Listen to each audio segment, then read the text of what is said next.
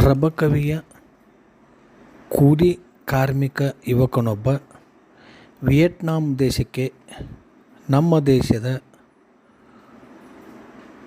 ಯೋಗವನ್ನು ಕಲಿಸಲು ಮಾರ್ಗದರ್ಶಕನಾಗಿ ಹೋಗುತ್ತಿದ್ದಾನೆ ಎನ್ನುವುದು ನಮಗೆಲ್ಲ ಹೆಮ್ಮೆಯ ವಿಷಯ.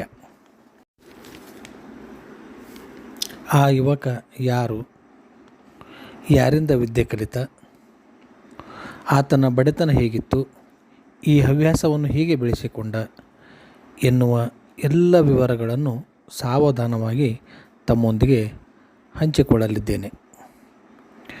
ಅದಕ್ಕಿಂತಲೂ ಮೊದಲು ನೀವು ನನ್ನ ಕಲಾ ಸಂಗಮಕ್ಕೆ ಸಬ್ಸ್ಕ್ರೈಬ್ ಆಗಿರದೇ ಇದ್ದರೆ ದಯಮಾಡಿ ಸಬ್ಸ್ಕ್ರೈಬ್ ಆಗಬೇಕೆಂದು ತಮ್ಮಲ್ಲಿ ವಿನಂತಿಪೂರ್ವಕವಾಗಿ ಕೇಳಿಕೊಳ್ಳುತ್ತೇನೆ.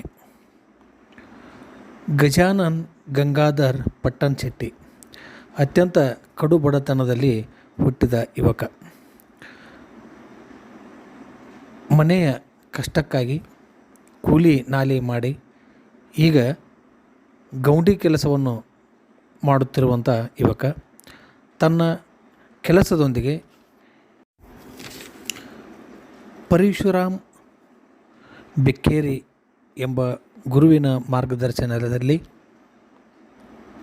ಯೋಗವನ್ನು ಅಭ್ಯಾಸ ಮಾಡುತ್ತಾ ಯೋಗದಲ್ಲಿ ವಿಶೇಷ ಸಾಧನೆಗೈದಿದ್ದಾನೆ. ಇತ್ತೀಚೆಗೆ ಮೈಸೂರು ದಸರಾ ವಸ್ತು ಪ್ರದರ್ಶನದ ಆವರಣದಲ್ಲಿ ಕಾಳಿಂಗರಾವ್ ಸಭಾಭವನದಲ್ಲಿ ರಾಜ್ಯ ಮಟ್ಟದ ಸ್ಪರ್ಧೆಯಲ್ಲಿ ಸಹಿತ ಈತ ಭಾಗವಹಿಸಿದ್ದಾನೆ ಎನ್ನುವುದು ಹೆಮ್ಮೆಯ ವಿಷಯ. ಅಷ್ಟೇ ಅಲ್ಲ, ಈತ ಕರಾಟೆಯಲ್ಲಿಯೂ ಬ್ಲ್ಯಾಕ್ ಬೆಲ್ಟ್ ಪಡೆದುಕೊಂಡಿದ್ದಾನೆ.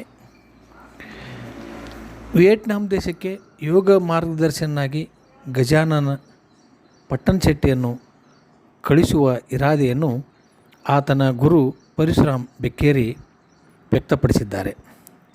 ಈಗಾಗಲೇ ಎಲ್ಲ ತಯಾರಿ ಸಹ ನಡೆದಿದೆ.